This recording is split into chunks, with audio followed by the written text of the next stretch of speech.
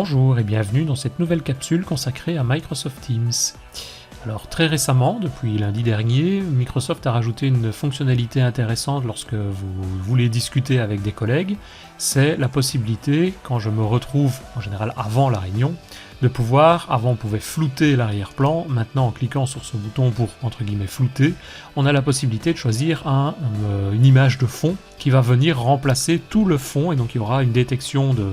votre personne, de votre corps, pour pouvoir venir rajouter en image de fond, voilà par exemple, un décor de votre choix. Donc il suffit de le sélectionner, vous avez la possibilité lorsque vous êtes en visioconférence de pouvoir venir le changer si vous voulez. Donc par exemple ici, je choisis un paysage de plage, et à tout moment, en allant derrière ces trois petits points, je peux demander de adapter et demander de changer, par exemple ici, de faire une prévisualisation, voir à quoi ça va correspondre.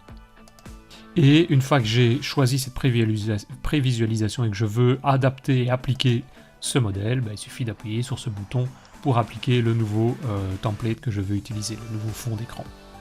Alors vous voyez que vous avez à votre disposition une série de fonds d'écran que Microsoft vous propose. Maintenant vous pouvez personnaliser ces fonds d'écran, c'est pas encore prévu dans la version de Teams, mais pour pouvoir y accéder, pouvoir personnaliser ce fond d'écran, il suffit de venir sur cette adresse, %appdata, Microsoft Teams Background, et là vous allez retrouver l'ensemble des fonds d'écran déjà disponibles. Vous pouvez simplement rajouter le vôtre. Par exemple, je vais aller dans mon dossier ici où j'ai téléchargé une image, je reviens dans l'emplacement des backgrounds de Teams et vous avez un dossier Upload, vous déposez simplement votre nouvelle image à l'intérieur de ce dossier et ensuite vous revenez rechercher la liste des backgrounds et vous retrouvez simplement la nouvelle image que je peux appliquer à mon fond d'écran.